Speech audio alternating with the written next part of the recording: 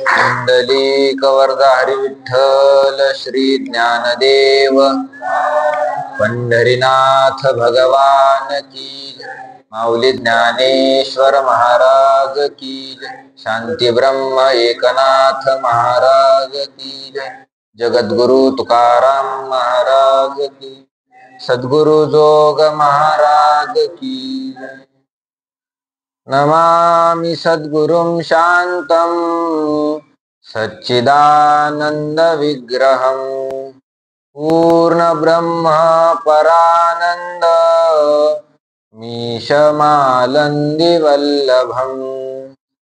ओम नमो ज्ञानेश्वरा करुणाकरा दयाळा, तुमचा अनुग्रह लाधलो पावन झालो चराचरी. मी कळा कुसरी काहीच नेने, बोलतो वचने अति भाविका. तुमचा अनुग्रह लाधलो पावन झालो चराचरी. एका जनार्दनी तुमचा दास, त्याची आस पुरवावी. तुमचा अनुग्रह लाधलो पावन झालो चराचरी. जैसे स्वप्ना माझी देखिजे, ते स्वप्नीची साच आपजे. मग चेवुनिया पाहिजे तव काही नाही. अर्जुनाला परमार्थाचा उपदेश करत असताना भगवान सांगत आहे की उपाधीच्या आतमध्ये जे चैतन्य आहे, त्या चैतन्याला विचारी लोक ओळखत असतात. ते चैतन्य अविनाशी आहे आणि हा देह मरणारा आहे. अंतवंत इमे देहा. म्हणून अर्जुना, तू देहाच्या पलीकडे तुझी दृष्टीने आत्मस्वरूपाला पाहण्याचा प्रयत्न कर. देह मरणारच आहे. मग आत्मस्वरूपाला पाहण्याचा जर तू प्रयत्न केला तर तुझ्याही लक्षात येईल की तू मारणारा नाही आणि हे मरणारे नाही. असं चिंतन सांगत भगवान पुढे बोलत आहे. न जायते म्रियते वा कदाचिन, नायम भूत्वा भविता वा न भूयाः, अजो नित्य शाश्वतोयम पुराणो, न हन्यते हन्यमाने शरीरे. भगवान जे ब्रह्मतत्व आहे, जे आत्मतत्व आहे, आपला जो आत्मा आहे, तो आत्मा कसा आहे त्याचं विवेचन या श्लोकातून करतात. न जायते म्रियते वा कदाचिन. आत्मा जर दृष्टिगोचर नाही, आत्मा डोळ्याने दिसतो का? आत्मा नाही दिसत. एखादा माणूस मेला, लोक काय सांगतात? याचा जीव गेला. जाताना दिसतो का डोळ्याने? दिसला असतात लोकांनी धरून ठेवला असतं ना, पण तो दिसतच नाही. तो दृष्टिगोचर नाही. कार्यावरून लक्षात येत असतं. आता हातपाय बंद पडले, त्याची नाडी बंद पडली, श्वास बंद पडले, त्याच्यावरून लक्षात येतं आता याचा जीव गेला. आत्मा डोळ्याने दिसत नाही, तो दृष्टिगोचर नाही, तो डोळ्याचा विषय होत नाही, कोणत्याच इंद्रियाचा विषय होत नाही. मग त्या आत्म्याला ओळखायचं कसं? तो आत्मा कसा आहे नेमकी? कसा बोलतो, कसा चालतो, कसा दिसतो, कोणते कपडे घालतो, हे समजलं तर पाहिजे ना. भगवान सांगतात न जायते म्रियते वा कदाचिन. हा आत्मा केवढा आहे हो? याचा जन्म कधी झाला? आता याला वय किती चालू आहे आत्म्याला? भगवान सांगतात न जायते म्रियते वा कदाचिन. कदाचित न जायते वा कदाचित न म्रियते.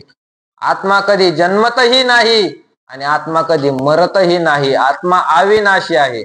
आत्म्याला जन्मच नाही. असं कसं म्हटले जन्म नाही? आपण जे जे पदार्थ पाहतो त्या सगळ्याच पदार्थाला काय आहे? जन्म आहे. कोणताही मनुष्य असला, मनुष्याला काय असतो? जन्म असतो. कोणती वस्तू असली, ती वस्तू कधी ना कधी उत्पन्न झालेली असती. कोणीही असो या जगतामध्ये तो उत्पन्न झालेला आहे, त्याला काय आहे?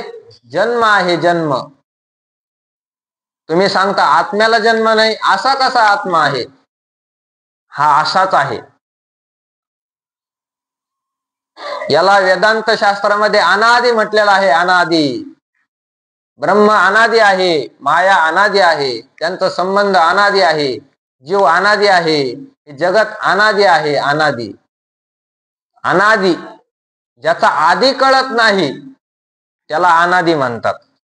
या आत्म्याचा आधी कळतच नाही, कधीपासून आहे, कधी निर्माण झाला हे कळतच नाही. आपल्या गावात जर एखादी जुनी वस्तू असली, एखादी जुनं मारुतीचं मंदिर आहे, आपल्याला जरा समजायचं असेल मारुतीचं मंदिर कधी निर्माण झालं, आपण काय करतो, सगळ्यात म्हातारा जो माणूस आहे त्याला विचारायचं, तुम्हाला समजतं का हे मंदिर कधी तयार झालं, तुमच्या लहानपणी झालं का तुमच्या तरुणपणी झालं, असं आपण विचारतो. त्याला माहीत जर नसलं तर तो काय म्हणतो, नाही आम्हाला हे कळत नाही, मला जेव्हापासून कळायला लागलं त्याच्या अगोदरच हे मंदिर या ठिकाणी उभं आहे, मला हे कळत नाही, माझ्या अगोदर पासून हे मंदिर येत आहे, असंच तो माणूस काय देणार, उत्तर देणार तुम्हाला. तसंच या आत्म्याचं आहे. हा आत्मा कधी आहे असं विचारायला जर गेलं तर याचं उत्तर देणारे सुद्धा असंच उत्तर देतात. तुम्ही संताला विचारून पहा, संताला जर सांगितलं का हो आत्मा कसा आहे, कधीपासून निर्माण झालेला आहे, त्याचे आईबाप कोण आहे, याला जन्म कोणी दिलेला आहे, तर संत सुद्धा हेच उत्तर देतात, आम्हाला जेव्हापासून कळतं त्याच्या अगोदरपासून हा असाच आहे, त्याच्यामुळे आम्हाला सुद्धा सांगता येणार नाही हा आत्मा कधी निर्माण झाला आणि याचे आईबाप कोण आहे. म्हटले संत अलीकडच्या काळात आहे, त्याच्या अगोदर जर आपण जाऊन पाहिलं, पुराणाला विचारून पहा, 18 पुराण व्यासाने निर्माण केली, फार हुशार आहे पुराण, त्या पुराणाला जरी विचारून पाहिलं, पुराण सुद्धा असंच सांगतात की मला जेव्हा कळायला लागलं त्याच्या अगोदरपासून हा आत्मा आहे, मला सुद्धा समजत नाही आत्मा कधी निर्माण झाला. त्याच्या अगोदर शास्त्र, 6 शास्त्राला विचारून पहा, 6 शास्त्र सुद्धा हेच सांगतात, नाही सांगता येत आत्मा कधी निर्माण झाला, आमच्या अगोदर आत्मा आहे. त्याच्या अगोदर 4 वेद आहे, सृष्टीच्या आरंभकाली 4 वेद निर्माण झाले, चतुर्वेदा हा सृष्टीच्या आरंभिकाली उत्पन्न झाले, सगळ्यात अगोदर वेद निर्माण झाले. ते वेद फार हुशार आहे, ज्ञान वेदामध्ये नाही असं ज्ञानच दुसरं नाही, वेदामध्ये सगळंच सांगितलेलं आहे. या जगतामध्ये किती देश आहे वेदात सांगितलं, या जगतामध्ये नद्या किती आहे हे वेदात सांगितलं, या जगतामध्ये पर्वत किती किती आहे हे सुद्धा वेदामध्ये सांगितलं, 14 विद्या कोणत्या आहे त्याचं संपूर्ण माहिती वेदात आहे, 64 कला त्याची सुद्धा संपूर्ण माहिती वेदामध्ये आहे, अर्थशास्त्र वेदामध्ये, पैसा कसा कमवायचा, कसा मिळवायचा, त्याचे योग्य मार्ग अयोग्य मार्ग हे सुद्धा वेदात सांगितलं, भगवंताची भक्ती कशी करावी हे सुद्धा त्या वेदामध्ये सांगितलं, सांगोपांग निरूपण त्या वेदाने केलेलं आहे. कर्म कसं करायचं, कर्मशास्त्राचं निरूपण वेदाने केलं, तप कसं करायचं ते वेदाने सांगितलं, योग कसा करायचा, यज्ञ कसे करायचे ते वेदाने सांगितलं, ज्ञानाची साधना कशी करायची हे सुद्धा वेदामध्ये सांगितलेलं आहे, अघोर साधना कशी करायची याचं सुद्धा विवेचन अथर्व वेदात केलेलं आहे, गायन कसं करायचं हे सामवेदाने सांगितलं. असा विषय जगामध्ये नाही की तो वेदाने सांगितला नाही. पण असं जरी असलं, अशा म्हाताऱ्या वेदाला जरी विचारलं का हो आत्मा तुम्हाला कळतो का, तुमच्या लहानपणी आत्मा होता का, कधी निर्माण झाला, तर वेद सुद्धा असंच सांगतो, मला जेव्हापासून कळतं त्याच्या अगोदरच आत्मा आहे, मी सुद्धा सांगू शकत नाही. आणि या वेदाची ज्याने रचना केली असा जो ईश्वर, त्या ईश्वराला जरी विचारलं आत्मा कधीचा आहे, ईश्वर सुद्धा सांगू शकत नाही आत्मा कधीचा आहे, कारण ईश्वर सुद्धा उपाधीमध्ये येतो आणि आत्मा हा निरुपाधिक आहे, याला कोणतीच उपाधी नाही. ईश्वर सुद्धा सांगू शकत नाही आत्म्याचा जन्म कधी झाला, म्हणून अनादी, हा अनादी आहे आत्मा, अनादी, अजह म्हणजे याचा कधीच काय होत नाही, जन्म होत नाही, न जायते, आत्मा जन्मतच नाही, याला जन्म देणारा कोणी नाही, हा असाच या ठिकाणी आलेला आहे. जसा आपला पांडुरंग परमात्मा स्वयंभू आहे, कोणी निर्माण केला नाही, नाही घडविला, नाही बैसविला, पुंडलिका आला भेटावया, याला कोणी घडविलं नाही. मंदिरामध्ये जो भगवान उभा आहे ती काय एखाद्या कारागिराने केलेली मूर्ती नाही, हा स्वयंभू उभा आहे, स्वयंभू. तुका म्हणे मूर्ती घडविली जे म्हणती, तयाच्या मुखाप्रती किडे पडो. तुकोबारा सांगतात आमचा पंढरीनाथ कोणी मूर्ती घडवून बसविली आहे असं जो म्हणेल, असा जो पापी आहे, तयाच्या मुखाप्रती किडे पडो, त्याच्या तोंडामध्ये किडे पडतील, किडे. तुकोबारायांचा शाप आहे त्याला, जो आमच्या पंढरीनाथाला काय म्हणेल, दगड म्हणेल. माग झालं होतं पंढरपुरामध्ये, नाही घडविला नाही बैसविला. काही नास्तिक लोकांनी आरोप केले होते ही 28 युगापासून आलेला नाही. याला येऊन 2-5 वर्ष झाले, 2-5 हजार वर्ष झाले, 2000 वर्ष अगोदरची ही मूर्ती आहे असं सांगण्याचा प्रयत्न केला होता. ही मूर्ती वालुकामय दगडाची आहे. दगडाची नाही रे दगडा.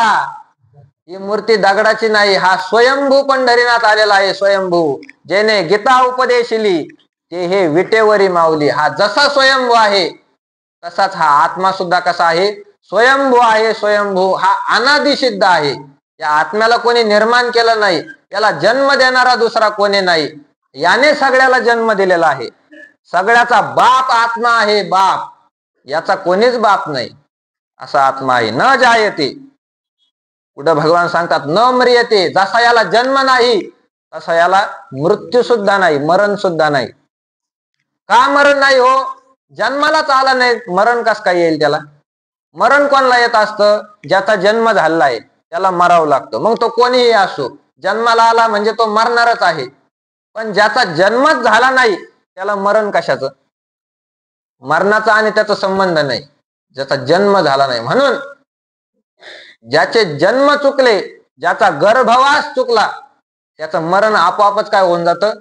चुकून जातं. न म्रियते. तो आत्मा कधीच मरत नाही, कशाच्याच द्वारे मरत नाही. कोणी कसाही प्रयत्न करा आत्म्याला ते मारू शकत नाही. म्हणजे आत्महत्या करतात मनुष्य. आत्महत्या हा व्यवहारातील शब्दच मात्र चुकीचा आहे. आत्महत्या म्हणजे काय करतात लोक? देहाचा त्याग करत असतात. आत्महत्या करणं म्हणजे काय? देहाचा त्याग करत असतात, देहाला मारून टाकतात. देह हत्या आहे, त्याला आत्महत्या म्हणू नये. आत्म्याची जर हत्या एखाद्याने केली तर आत्महत्या. देहाची हत्या करणाऱ्याला आत्महत्या म्हणत नाही. हा आत्माच असा आहे, याला कोणीच मारू शकत नाही. कितीही मोठा पहिलवान असला नाही मारू शकत. कितीही धारदार शस्त्र असलं आत्म्याला ते नाही मारू शकत. नैनं छिंदती शस्त्राणी नैनं दहती पावकः न चैनं क्लेदयन्त्यापो न शोषयति मारुतः नैनं छिंदन्ति शस्त्राणी. कोणतेही अस्त्र शस्त्र या आत्म्याला मारू शकत नाही. याचा अनुभव पाहिजे. आत्म्याचा अनुभव असा आला पाहिजे की याला कोणतेही अस्त्रशस्त्र मारू शकत नाही. हे सांगणं सोपं आहे पण याचा अनुभव येणं फारच कठीण, फार कठीण आहे. शेगावचे गजानन बाबा, गजानन महाराजांच्या जीवनातील एक दृष्टांत आहे. त्यांच्या गावामध्ये 2 संन्यासी आले 2. फार अनुभवी होते असं काही नाही. फक्त वर तोंडाने प्रवचन सांगणारे, पैशासाठी प्रवचन करणारे, पैशासाठी कीर्तन करणारे असे 2 संन्यासी आले त्यांच्या गावामध्ये. लोक गोळा केले, मंदिरामध्ये बसले, प्रवचन करायला लागले. गंगा भारती प्रवचन करायला लागले, मला नाव नाही, पण प्रवचन करायला लागले. आणि प्रवचन करत असताना मग त्यांनी उपदेश करण्याचं चालू केलं. आत्मा कसा आहे? नैनं छिंदती शस्त्राणी नैनं दहती पावको. असं आढे वेढे देऊन शास्त्रातून, संतांच्या वचनातून ते सिद्ध करून दाखवायला लागले. आत्मा कोणत्याही शस्त्राने मरत नाही. आत्म्याला पाणी भिजवू शकत नाही, आत्म्याला अग्नी सुद्धा जाळू शकत नाही. असे आत्मस्वरूप आपण आहोत. आपल्याला घाबरण्याचं काहीच काम नाही. आपण आत्मा आहे, आत्मा. देह आपण नाही. आपण कशानेच मरणार नाही, म्हणून आपण कशालाच घाबरू नये. असं फार मोठमोठ्याने प्रवचन करायला सुरुवात केली. आता गजानन महाराज होते, महाराज सिद्धीने संपन्न होते. गजानन महाराजाला लोकांनी सांगितलं, महाराज असे 2 संन्यासी आलेले आहे, असं शास्त्र सांगू राहिले. यांनी फार आपल्या गावातील लोक भुलवून टाकले. यांच्या नादी लागले लोक यांना दक्षिणा द्यायला लागले, अन्नधान्य द्यायला लागले, असं करायला लागले. गजानन महाराज होते, त्यांना समजलं. गजानन महाराज म्हणले, मग एवढे मोठे महात्मे जर आपल्या गावामध्ये आले तर मग त्यांना चहा प्यायला बोलवलं पाहिजे. आपण निमंत्रण पाठवलं, जा म्हणले चहा प्यायला बोलवून आणा त्यांना. सेवक गेला, त्यांना सांगितलं आमचे गजानन महाराज आहे आणि गजानन महाराजाची अशी इच्छा आहे की एवढे मोठे महात्मे आमच्याकडे चहा प्यायला आले पाहिजे. आता ते येणारच होते, यांनी तयारीच केली.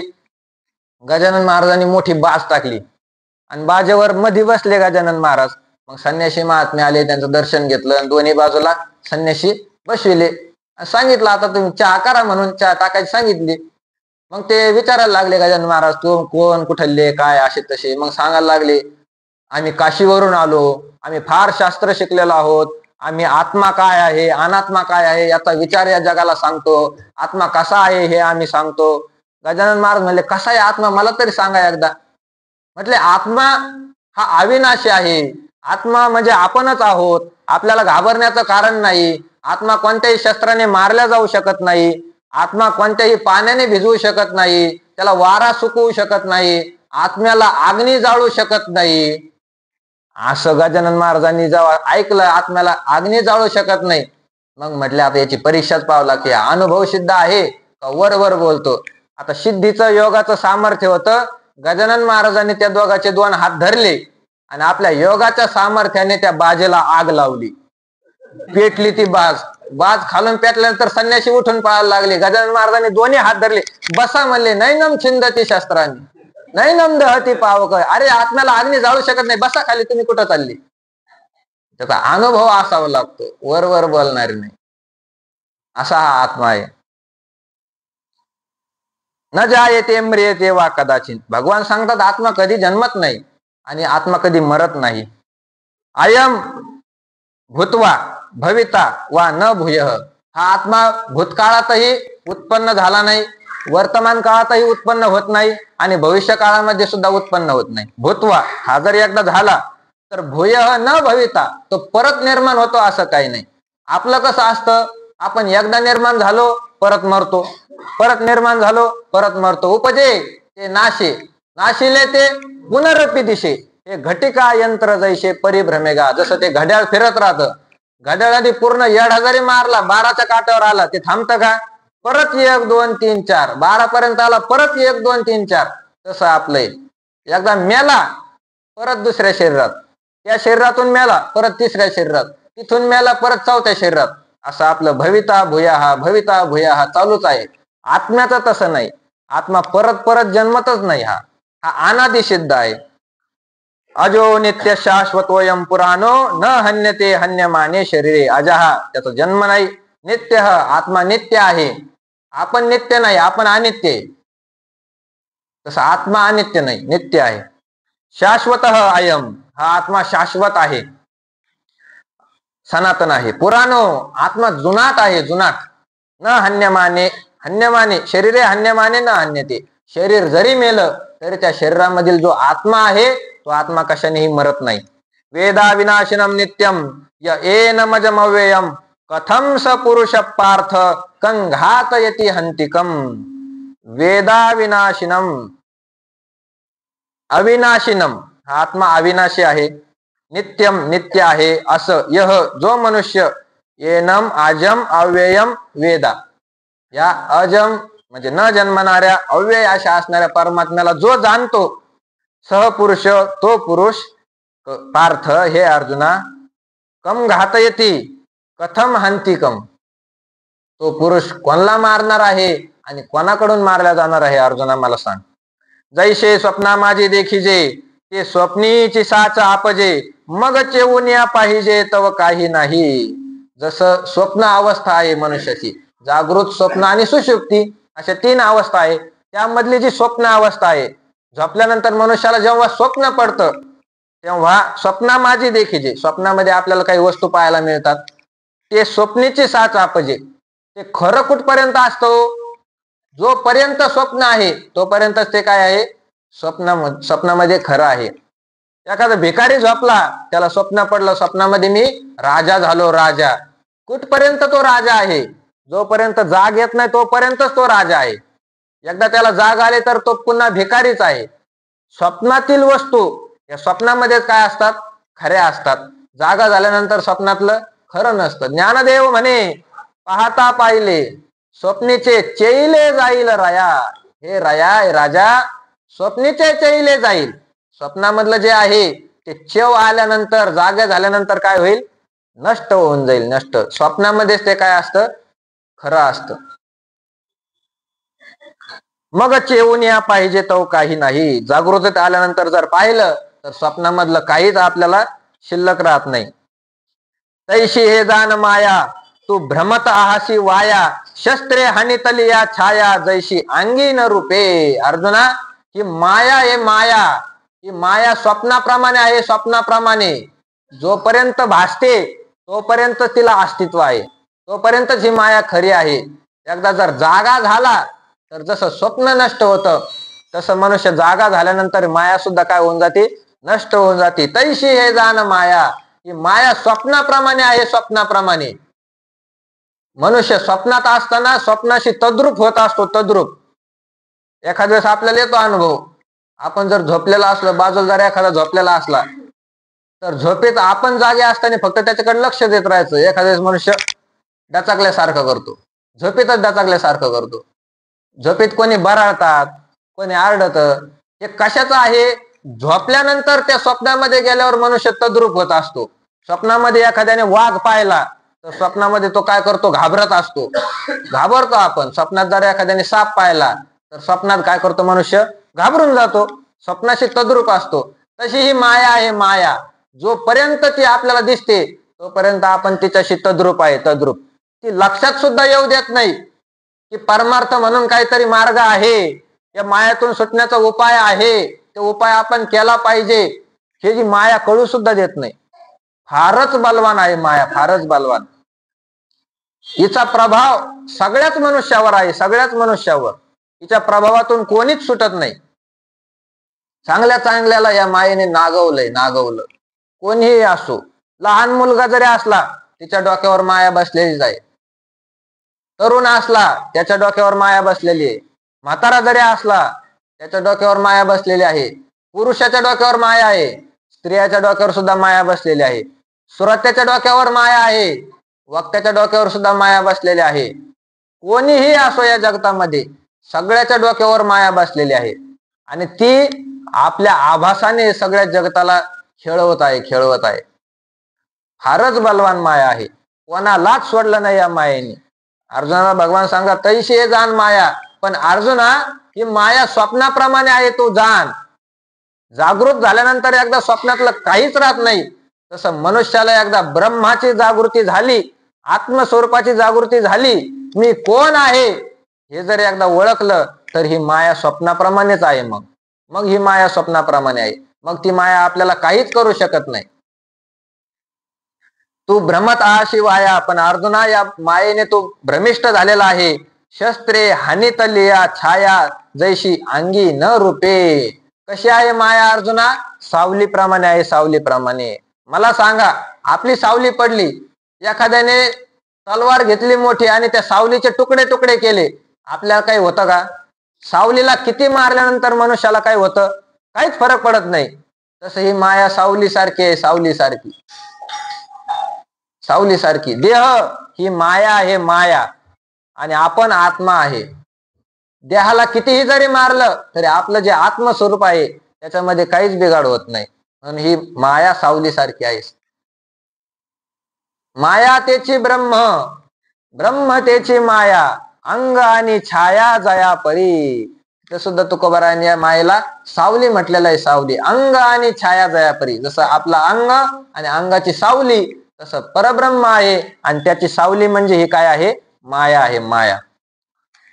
शस्त्रे हानितली या छाया जैशी अंगीन रूपे. म्हणून अर्जुना, का पूर्ण कुंभ उलंडला, तेथ बिंबाकार दिशे भ्रंशला, परी भानू नाही नासला तयासवे. दुसरा दृष्टांत देतात. का म्हणजे अथवा. पूर्ण कुंभ उलंडला, एखाद्याने घागर भरून ठेवली, उघड्या मोकळ्या जागेमध्ये घागर भरून ठेवली पाण्याने, आणि घागरीमध्ये पाहिलं तर घागरीमध्ये पाहिल्यानंतर काय दिसलं त्याला? सूर्याचं प्रतिबिंब दिसलं.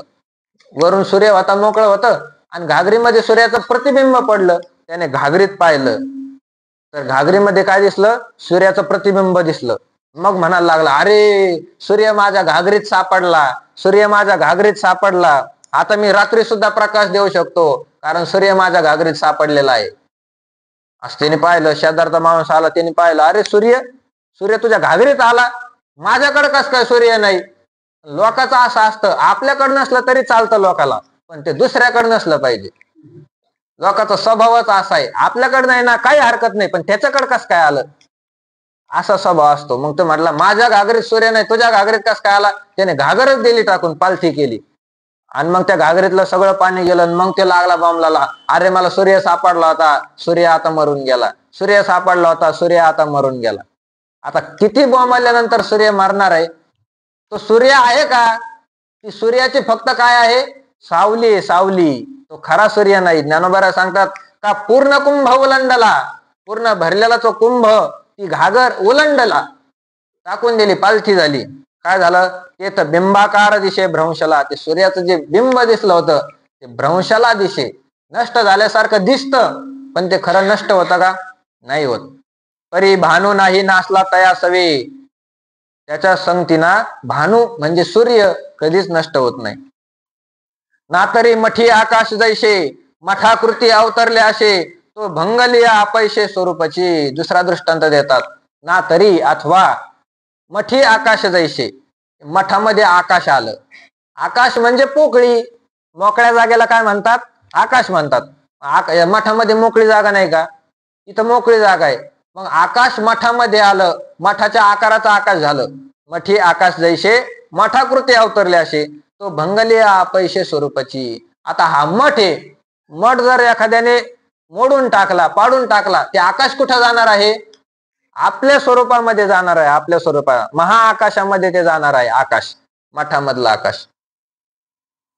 तसंच आहे हे देहाच्या आतमध्ये परब्रह्म आहे, म्हणून आपल्याला संकोचित वाटतं. देह फुटल्यानंतर ते कुठं जाणार आहे? ते ब्रह्मचैतन्यातच त्याचा प्रवेश होणार आहे. तैशे शरीराच्या लोपी, सर्वथा नाश नाही स्वरूपी, म्हणून तू हे नारोपी भ्रांती बापा. जसं एखाद्या गाडग्यामध्ये आकाश आहे, गाडगं फुटलं तर त्याच्या आतमधलं आकाश फुटत नाही. तसं शरीर आहे, शरीराच्या लोपी, शरीर जरी नष्ट झालं, मसन वाट्यामध्ये जरी याला जाळून टाकलं तरी सुद्धा स्वरूपीचा नाश नाही. आपला जो आत्मा आहे, जो आपण आहोत, त्या आपला कधीही नाश होत नाही. म्हणून तू हे नारोपी भ्रांती बापा. म्हणून अर्जुना, तू अशी भ्रांती करून घेऊ नको, तू भ्रमिष्ट होऊ नको की मी मारणारा आहे आणि द्रोणाचार्य भीष्माचार्य मारणारे आहेत, असं तो चुकून सुद्धा समजू नको. वासांशी जीर्णानि यथा विहाय, नवानि गृह्णाति नरोपराणि, तथा शरीरानि विहाय जीर्णान न्यन्यानि संयाती नवानि देही. दृष्टांताने भगवान समजून सांगतात. यथा, ज्याप्रमाणे, जीर्णानि वासांशी विहाय, कपडे आपले जुने झाले म्हणून मनुष्य टाकून देतो, नरहा, तो मनुष्य अपराणी नवानी गृह्णाती, नवे दुसरे कपडे धारण करतो. तथा त्याचप्रमाणे देही, हा जीवात्मा, जीर्णानी शरीरानी विहाय, जीर्ण शरीराचा त्याग करतो आणि अन्यानी नवानी संयाती, नवीन देह धारण करतो. जैसे जीर्ण वस्त्र सांडीजे, मग नूतन वेढीजे, तैसे देहांतरा ते स्वीकारीजे चैतन्यनाथे. आत्मा काय करतो? जसं आपण जीर्ण वस्त्र सांडीजे, वस्त्र कुठपर्यंत घालतो? जोपर्यंत ते जीर्ण होत नाही, फाटायला लागत नाही तोपर्यंत. जेव्हा मनुष्याला समजतं हे वस्त्र आता काय झालं? जीर्ण झालं, हा कपडा जीर्ण झाला, आपण काय करतो? त्याचा त्याग करून टाकतो. मग ते कपडा पाय पुसायला वापर करतो, भाकरी बांधून न्यायला. जीर्ण वस्त्र झाल्यानंतर त्याचा आपण काय करून टाकतो? त्याग करतो, त्याग. आणि नवीन वस्त्र घेतो. दिवाळी आली, दसरा आला, महिला मंडळाची सक्रात आली, मग काय होतं? नवीन वस्त्र घेतो आपण. तसंच हे आहे. आत्मा काय करतो? हे शरीर एकदा जुनं झालं, हे शरीर एकदा जीर्ण झालं, वस्त्रासारखा या शरीराचा त्याग करून टाकतो. आणि जसं आपण नवीन वस्त्र घेतो तसं हा जीवात्मा नवीन शरीर धारण करतो. जैसे जीर्ण वस्त्र सांडीजे, मग नूतन वेडीजे, तैसे देहांतरा ते स्वीकारीजे चैतन्यनाथे. आतमध्ये बसलेला जो चैतन्यनाथ आहे तो काय करतो? एक शरीराचा त्याग करतो आणि दुसरं शरीर ग्रहण करतो. नैनम छिन्नन्ते शस्त्राणी, नैनम दहती पावक, न चैनम क्लेदयन्त्यापो, न शोषयती मारुत. भगवान सांगतात, येनम शस्त्राणी न छिंदंती, कोणतेही शस्त्र या आत्म्याला मारू शकत नाही. पावक येनम न दहती, अग्नी या आत्म्याला जाळू शकत नाही. येनम आपह न क्लेदयंती, याला पाणी कुजवू शकत नाही. नष्ट होण्याचे काही प्रकार आहे ना. नष्ट कशाने होती वस्तू? शस्त्राने एखादी वस्तू नष्ट करता येते. शस्त्राने नाही झाली तर जाळून तिला काय करता येतं? नष्ट करता येतं. आणि तसं काही काही वस्तू काय करतात? कुजवून नष्ट होत असतात.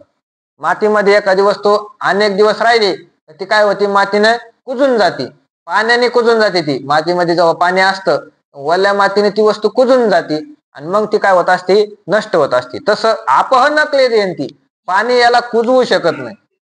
आणि मारुतः न शोषयती, या आत्म्याला वारा वाळवू शकत नाही, शोषू शकत नाही. अच्छद्यो यमदाह्यो य मक्लेद्यो शोष्य एवच नित्य सर्वगत स्थाणू रचलोयम सनातन. हा आत्मा कसा आहे?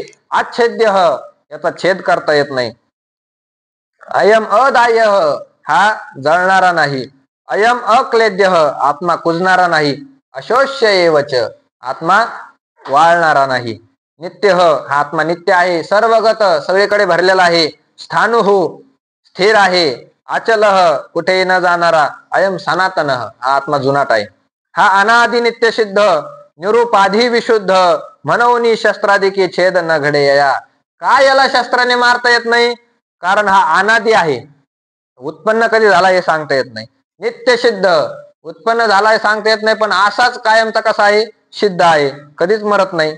निरुपाधी, याला कोणत्याही प्रकारची उपाधी नाही. विशुद्ध, शुद्ध आहे, म्हणून याला शस्त्राधिकांनी छेद घडत नाही. हा प्रलयोदके नापलवे, हा अग्निदाहो न संभवे, येथ महाशोष न प्रभवे मारुताचा. हा प्रलयोदके नापलवे, प्रलय काळामध्ये जरी एखादा पाणी आलं, त्या प्रलय काळाच्या पाण्याने सुद्धा कुजत नाही. अग्निदाह न संभवे, आत्मा जळत नाही. महाशोष न प्रभवे मारुताचा, या ठिकाणी वारा जरी असला तरी वारा याला शोषून घेऊ शकत नाही. अर्जुना हा नित्य, अचळ हा शाश्वत, सर्वत्र सदोदित परिपूर्ण. हा अर्जुना, हा आत्मा नित्य आहे. अचळ हा शाश्वत, आत्मा अचल आहे. शाश्वत म्हणजे जुनाट आहे. सर्वत्र आहे, सगळीकडे भरलेला आहे. सदोदित, नेहमी आहे. आणि परिपूर्ण, हा आत्मा परिपूर्ण आहे. परिपूर्ण, याच्या ठिकाणी कोणतीच कमी नाही. सगळ्या पूर्णतेने हा काय आहे? भरलेला आहे. अव्यक्तो यमचिंत्यो यमविकार्यो यमुच्यते तस्मादेवं विदित्वैनम नानुशोची तुमर्हसी. अव्यक्त, आत्मा अव्यक्त आहे, डोळ्याचा विषय होत नाही. अयम अचिंत्य, आत्म्याचं चिंतन करता येत नाही. अयम अविकार्य, आत्मा अविकारी आहे, कोणताच विकार नाही. अयम उच्यते, तस्मात, म्हणून अर्जुना, एनम विदित्वा, याला जाणल्यानंतर, नानुशोची तुमर्हसी, तू शोक करू नको. हा तर्काचे दिठी गोचर नो हे किरीटी, ध्यान याचे भेटी उत्कंठाव आहे. आत्मा कसा आहे? किरीटी, हे अर्जुना, तर्काचे दिठी गोचर न हे, तर्काने आत्मा पाहता येत नाही. काही काही गोष्टी तर्काने समजत असतात, त्यालाच अनुमान म्हणतात. काही गोष्टी डोळ्याने दिसत नाही पण तर्काने समजत असतात. एखादा मनुष्य चालला आणि रोडवरून चालता चालता त्याने पाहिलं पुढं काय आहे? पर्वत आहे. आणि त्या डोंगरावरून त्याला धुपण येताना दिसलं, वर धूर दिसला येताना. त्याने अंदाज लावला या डोंगरामध्ये काय नक्की आग लागलेले असणार, वनवा लागलेला असणार. आता मला सांगा, वनवा डोळ्याने दिसला का? नाही दिसला. तरी सुद्धा कस काय म्हणतो वनवा लागला? धूर दिसतो ना, धूर दिसतो, त्याच्यामुळे काय म्हणता येतं? वनवा लागला. धूर कुठून निघत असतो? अग्नीतूनच निघत असतो ना. ज्या अर्थी त्या ठिकाणी धूर आहे, त्या अर्थी त्या ठिकाणी अग्नी असलाच पाहिजे, असलाच पाहिजे. असा माणूस काय करतो? विचार करतो. याला अनुमान म्हणतात, याला तर्क म्हणतात.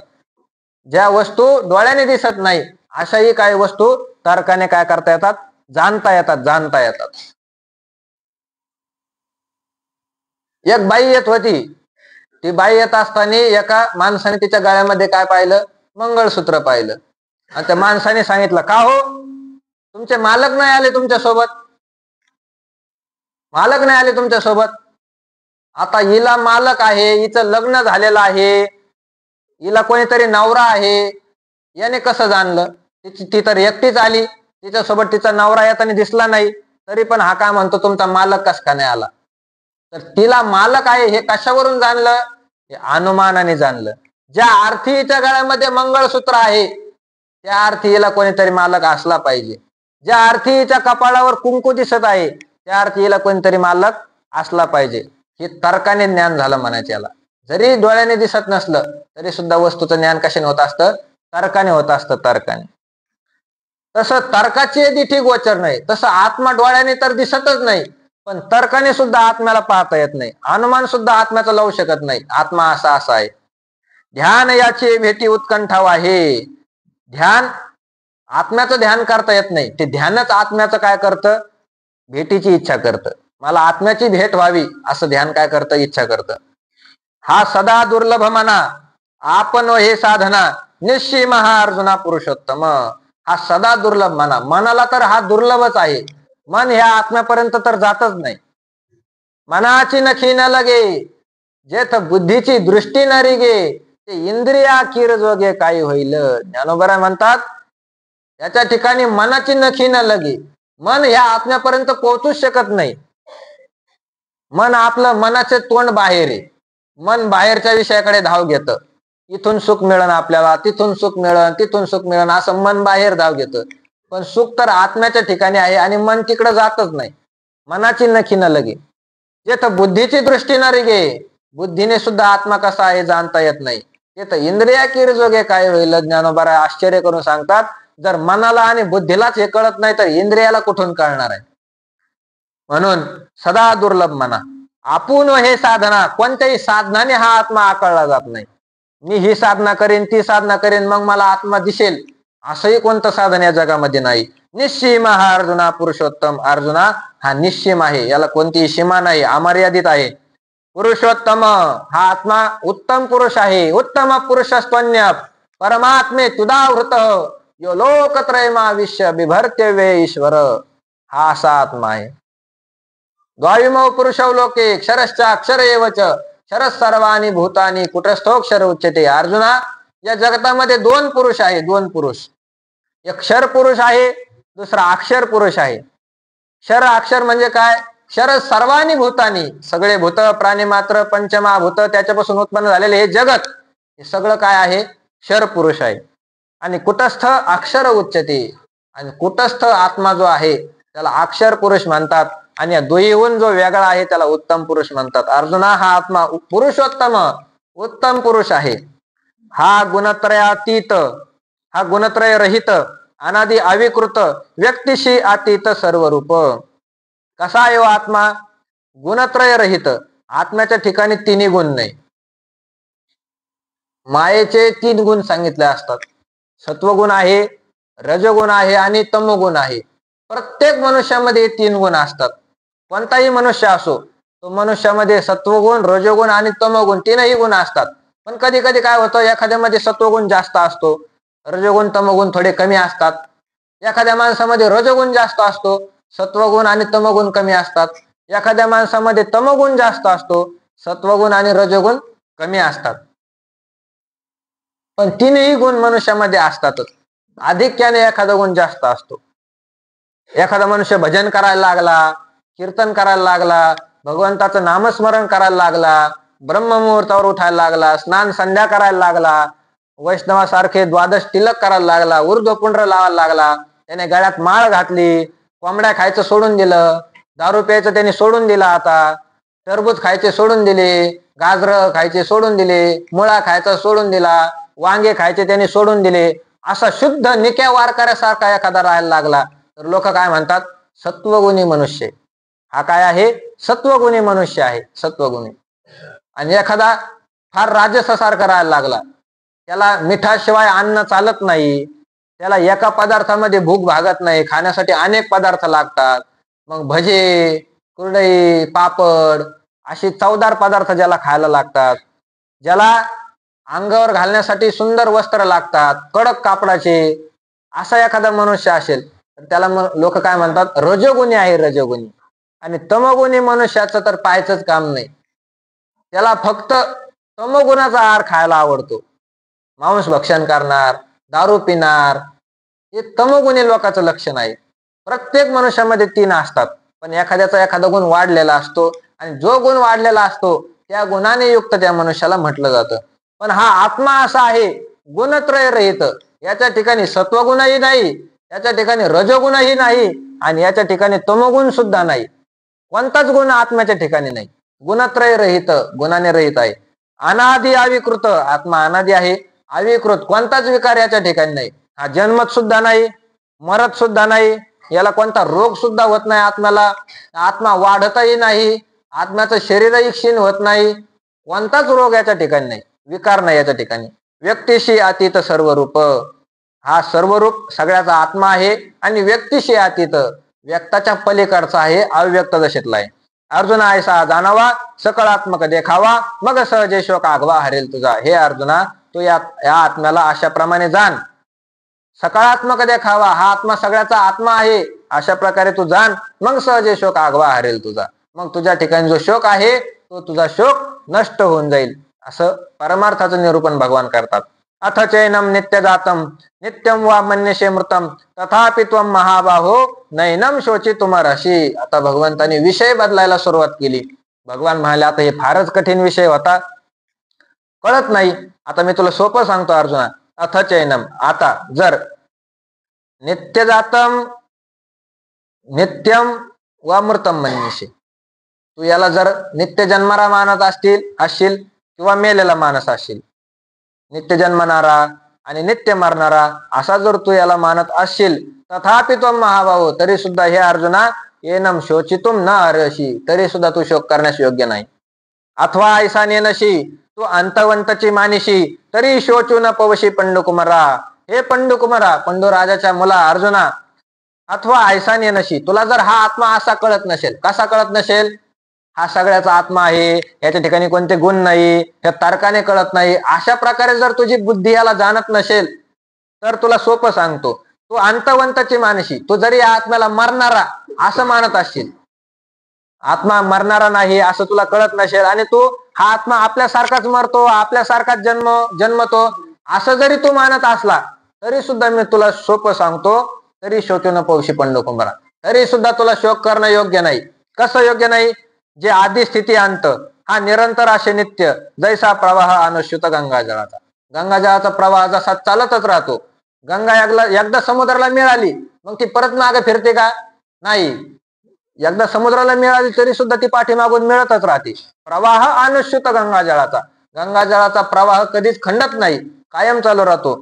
तसा आदि स्थिती अंत, उत्पन्न काळामध्ये, स्थिती काळामध्ये आणि अंताच्या काळामध्ये निरंतर असा असणारा हा आत्मा आहे. ते आधी नाही खंडले, समुद्री तरी असे मिळले, आणि जातचे मध्ये उरले दिशे जैसे. गंगाजळ कसं असतं? आधी नाही खंडले, सुरुवातीला ते समुद्रापासून खंडत नाही, समुद्री तरी असे मिळले, समुद्राला ते पाणी मिळत असतं, आणि जाताचे मध्ये उरले दिशे जैसे, आणि समुद्राला जात असताना मधल्या काळामध्ये सुद्धा ते जातच असतं. म्हणजे तिन्ही काळामध्ये प्रवाह अनादी असतो. ये तिन्ही तया परी सरशीच सदा अवधारी, भूता शिकवणी अवसरी ठाकतीना. त्याप्रमाणे ये तिन्ही, उत्पत्ती, पालन आणि संहार, हे तीन जे आहे अर्जुना, ते तीन सरशीच सदा अवधारी, चालूच राहणार आहे, चालूच राहणार आहे. आता आपण पाहतो रोज कित्येक तरी मुलाचा काय होतो? जन्म होतो. रोज कित्येक मनुष्य तरुण होताना दिसतात, आणि रोज कित्येक मनुष्य आपल्याला मरताना दिसतात. दिसतं का नाही? हे आजकालच आहे का? हे आजकालचं नाही. तुमच्या लहानपणी होत नाहीये? तुमच्या लहानपणी कोणी जन्मतच नव्हतं, कोणी मरतच नव्हतं, असं आहे का? नाही. तुमच्या लहानपणी सुद्धा जन्मत मरत होते लोक. तुम्ही तरुण होते तेव्हा सुद्धा लोक जन्मत आणि मरत होते. आता तुम्ही म्हातारे झाले तरी सुद्धा लोक जन्मणार आणि मरणार आहे. त्याच्यामध्येच आपला सुद्धा नंबर आहे. आता आपण सुद्धा मरणारच आहे. आपले पोरं ज्या वेळेस तरुण असतील त्यावेळेस सुद्धा हे जन्म मरण सुरूच राहणार आहे. पोरं मरतील तरी जन्म मरण सुरूच राहणार आहे. कित्येक पिढ्यानपिढ्या आपल्या आतापर्यंत अशाच गेल्या. आजा मेला, बाप मेला, आजा मेला, पंजा मेला, बाप मसना गेला, देखत देखत नातू पंतो तोही तैसा झाला. आपला पंजा मरून गेला, आजा मरून गेला, बाप मरून गेला, आपण सुद्धा त्याच मसन वाटेमध्ये जाणार आहे. आपले पोरं सुद्धा तिथं जाणार आहे, आपले नातू त्याच ठिकाणी जाणार आहे, आपले पंतू सुद्धा तिथं जाणार आहे. पिढ्यानपिढ्या या मसन वाट्यामध्ये गेल्या. जन्म मरण हे खंडत नाही, हे अनादी आहे, प्रवाह रूपाने अनादी आहे, चालूच राहणार आहे. हे आपण मेलो तरी हे जन्म मरण सुरूच राहणार आहे. जगताचा जरी नाश झाला तरी दुसरी सृष्टी निर्माण झाली रे, जन्म मरण सुरूच असतं. अर्जुना, ये तिन्ही तयापरी, जन्मनं, तरुण होणं आणि मरणं, या तिन्ही अवस्था सरशीच सदा अवधारी, कायम सुरू राहणार आहे. भूताशी कवनी अवसरी ठाकतीना. कितीही मोठा मनुष्य झाला, याला या अवस्था बंद नाही करता येत, नाही बंद करता येत. कितीही मोठा मनुष्य झाला, एखाद्याने फार पैसा कमविला, फार श्रीमंत झाला, कोट्यवधी रुपयाचा तो मालक आहे, पण तो तरुण आहे, त्याने किती प्रयत्न केल्यानंतर तो म्हातारा होणार नाही? काहीही प्रयत्न करू द्या त्याला, कोट्यवधी रुपये त्याने सगळे खर्चून टाकले, भिकारी जरी झाला, पण त्याला म्हातारपण येणारच आहे. ते चुकत नाही. भूताशी कवनी अवसरी ठाकतीना. भूत शब्दाचा अर्थ मनुष्य. मनुष्याला हे कोणत्याही नियमाने बंद करता येत नाही, नाही बंद करता येत. हे सृष्टीचा नियम आहे. याच्या आड ब्रह्मदेवाला सुद्धा येता येत नाही, नाही येता येत. ब्रह्मदेव जरी असला तरी नाही करता येत. ते हिरण्यकश्यपूने किती मोठं तप केलं. हजारो वर्ष हिमालयामध्ये जाऊन त्याने तप केलं. एका पायावर उभा राहून तप केलं हजारो वर्ष. आपल्याला 2 तास कीर्तनामध्ये उभा राहणं होत नाही. त्या हिरण्यकश्यपूने एका पायावर उभा राहून हजारो वर्ष तप केलं. ऊन पाहिला नाही, पाऊस पाहिला नाही, वारा पाहिला नाही, थंडी पाहिली नाही, बर्फ पाहिला नाही. कडकडीत तप केलं त्याने. आणि तप करून जेव्हा ब्रह्मदेव प्रसन्न झाला, ब्रह्मदेवाने सांगितलं, वरमृही, तुझं तप आता पूर्ण झालेलं आहे आणि तुला तपाचं फल म्हणून काय पाहिजे मला सांग, मी तुला देतो. हिरण्यकश्यपूने मागितलं, मला तू काय कर, अमर कर, अमर, मला मृत्यू आला नाही पाहिजे. तिथं ब्रह्मदेवाचे वाक्य आहे. ब्रह्मदेव सांगतात, या सृष्टीमध्ये हस्तक्षेप मी नाही करू शकत, तेवढा अधिकार मला नाही. सृष्टीची उत्पत्ती आणि जन्म नाश हे सुरूच राहणार आहे. मी ब्रह्मदेव जरी झालो तरी मला या ठिकाणी हस्तक्षेप करता येत नाही. मलाच मरावं लागतं, तुला कुठून मी अमर करणार आहे. एवढाच फरक आहे. माझं आयुष्य फक्त जास्त आहे तुमच्यापेक्षा, पण मला सुद्धा काय करावं लागतं, मरावं लागतं. ब्रह्मदेव जरी झाला तरी सुद्धा त्याला या मरणामध्ये हस्तक्षेप नाही करता येत, नाही करता येत. म्हणून धातयाही पाया पडता नुठी गतायु पंडुसुता. मेलेला मनुष्य कधीच उठत नाही. हे मनुष्याच्या स्वाधीन नाही, हे भगवंताच्या स्वाधीन आहे. आपण नाही करू शकत. म्हणून हे आघवे येथ तुझं न लगे शोचावे, हे स्थितीची हे स्वभावे अनादि ऐशी. म्हणून अर्जुना, आत्मा अविनाशी असं जरी तू मानत नसला, मरणारा जरी मानत असला, तरी तुला शोक करणं योग्य नाही. का योग्य नाही? कारण हे मरणारे तू मानतो ना, भीष्म मरणारा मानलेला आहे ना. मग मरण हे कसं आहे, अनादी काळापासून चालत आलेलं आहे. हे तुझ्याकडून बंद होणार नाही. तू भीष्माच्या शरीराला जरी भीष्म म्हणत असला आणि भीष्म मरणारा समजत असला, तरी अर्जुना शोक करणं योग्य नाही. भीष्म सुद्धा एक दिवस मारणार आहे. द्रोणाचार्य सुद्धा एक दिवस मारणार आहे. तुला सुद्धा एक दिवस मारायचा अर्जुना. तुझे बंधू युधिष्ठिराधिक हे सुद्धा एक दिवस काय होणार आहे, मरणार आहे, मरणार आहे. मग इथं शोक करण्याचं कारण काय आहे? कशासाठी रडतो आपण?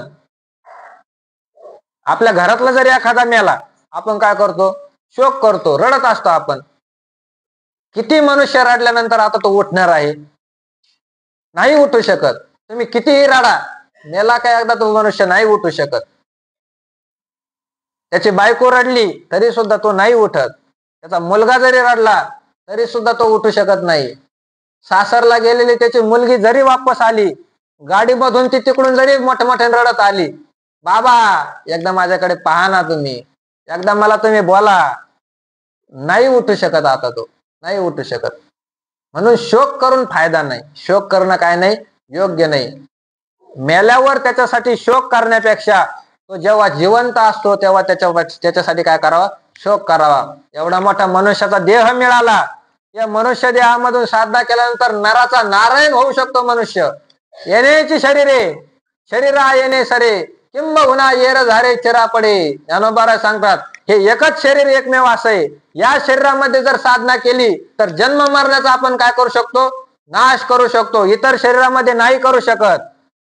कुत्र्याचा जन्म मिळाला तो ही साधना नाही करू शकत. गाढवाचा जन्म मिळाला तो ही साधना नाही करू शकत. एखाद्याला बैलाचा जन्म मिळाला तो प्रवचनाला नाही येऊ शकत. ही साधना याच शरीरामध्ये करता येते. असं शरीर आपल्याला प्राप्त झालं आणि या शरीरामध्ये आयुष्य भरपूर मिळालं. हे आयुष्य परमार्थाची साधना करून जन्म मरणाचा नाश करावा. गर्भवासाचे जे आपल्याला दुःख भोगावं लागतं ते दुःख आपण नष्ट करावं. एवढं मोठं साधना करायचं सोडून रात्रंदिवस नाशिवंत असणाऱ्या प्रपंचामध्ये आपण या देहाचं आयुष्य खर्च करतो. याच्यासाठी शोक करावा, याच्यासाठी शोक करावा. मी किती पापी आहे, मी किती पामर आहे, भगवंताचं माझ्याकडून भजन घडत नाही. दिवसभर मी झोपून राहतो, प्रवचनाला आलो तरी मी झोपतो, माझ्याकडून साधना घडत नाही. याचा मनुष्याला खेद वाटायला पाहिजे. त्याचा मनुष्याला काहीच वाटत नाही, मोकळं सोडून दिलाय परमार्थ. पण संसार माणूस काय करतो, फार सूक्ष्म नजरेने करत असतो. संसार करत असताना किती ताळा असतो मनुष्याचा, फार ताळा असतो. आपण आज किती काम केलं, किती तास आपण संसारामध्ये घातले, शेतामध्ये किती तास आपण राबलो, असं मनुष्य ताळा करत राहतात, ताळा करत असतात. हे पेरलं आपण, हे पेरण्यासाठी आपण बियाणं खरेदी केलं, ते किती रुपयाचं आणलं. आता एवढी मोठी सरकी झाली, 2 खुरापण्या झाल्या, याच्यासाठी किती पैसे गेले, सगळा विचार करतो. फवारणीला किती पैसे गेले, नंतर कापूस निघाल्यानंतर याला भाव कितीचा लागला, भाव एवढा मोठा लागल्यानंतर खर्च किती गेला, आपल्याला खाली किती उरले. सूक्ष्म नजरेने आपण प्रपंच करतो, पण परमार्थ सूक्ष्म नजरेने नाही करत. आज आपला जप किती झाला, उद्या आपण किती करायला पाहिजे, आज आपला जप कमी झाला का कालच्या पेक्षा वाढला, याचा विचार आपण नाही करत. आज आपण प्रवचनामध्ये किती वेळ झोपलो, याचा विचार आपण नाही करत. काल आपल्याला 10 मिनिटं झोप लागली, आज किमान 5 मिनिटं व्हायला पाहिजे, हळूहळू आपली झोप कमी व्हायला पाहिजे, याचा विचार आपण नाही करत. आज आपण 7 वाजता उठलो, उद्या आपण 6 वाजता उठायला पाहिजे, असा विचार आपण कधीच करत नाही. प्रपंचाचा सायाशे करीशी प्रपंच दिनदिशी हरिशी न भरशी कौन्या गुणे, असा मनुष्याचा जो देह निर्माण झाला. नाथ महाराज सांगतात, तुम्ही कोट्यावधी रुपये जरी दिले, पृथ्वीच्या मोलाचं जरी सोनं एखाद्याला दिलं, तरी या नरदेहातला एक क्षण सुद्धा तुम्हाला कोणी नाही देऊ शकत.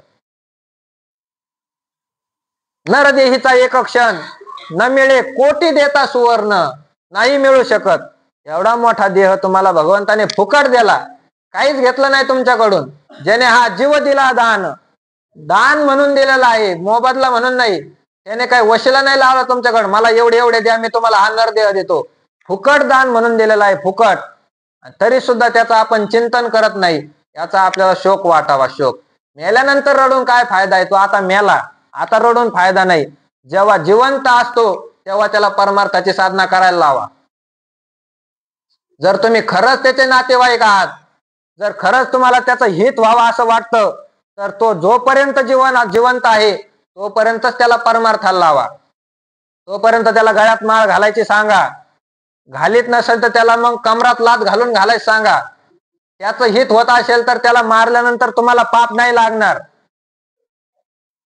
आई वडील आहे, मुलगा परमार्थिक आहे, पण आई वडिलाच्या गळ्यामध्ये माळ नाही. वडील दारू पितो, मग बाबा सांगतात त्याला घरात कोंडून घ्या, त्याला चांगलं निबर ठोका आणि ठोकून त्याच्या गळ्यामध्ये काय करा, माळ घाला. त्याचं पाप नाही लागणार. नाही कथा सुखे करावे ताडण, पाप नाही पुण्य असे फार, तुकोबरायाचे वचन आहे. ते ऐकत नसला तर त्याला ताडण करा, मारा त्याला. त्याचं पाप नाही, तुम्हाला फार पुण्य लागेल. पुण्य तुम्ही त्याला परमार्थाला लावत आहे, पुण्य लागेल. म्हणून मेल्यानंतर शोक करण्यापेक्षा जिवंत असताना त्याच्यासाठी शोक करा, त्याला परमार्थाला लावा. अर्जुना, ना तरी येतं तुझं लगेच शोचावी, हे स्थितीची आग हे अनादी अशी. ही सगळी स्थिती अनादी कालापासून चालत आली आहे. ना तरी हे अर्जुना नयेची तुझी मना, जे देखोनी लोक आधीना जन्मक्षया. अथवा अर्जुना, जे देखोनी लोक जन्मक्षया आधीना, हे लोक जन्मतात मरतात असं तू जर पाहिलं, हे पाहून नयेची तुझ्या मना, असं तुझ्या मनामध्ये येत नसलं तरी येथे काही तुझं शोकाशी कारण नाही. हे जन्म मृत्यू पाही अपरिहार. म्हणून अर्जुना तुला शोक करणं योग्य नाही. हे जन्म मृत्यू पाही अपरिहार. तुझ्याच्याने हे जन्म मृत्यू कधी खंडू शकत नाही. तू कितीही प्रयत्न कर, मरावंच लागणार आहे. म्हणून तुला शोक करण्याचं काही कारण नाही. आज आपण 158व्या ओळीपर्यंत चिंतन केलेलं आहे. उद्या पुढच्या ओळीचं चिंतन करण्याचा प्रयत्न करू. कुंडली गौरधारी विठ्ठल श्री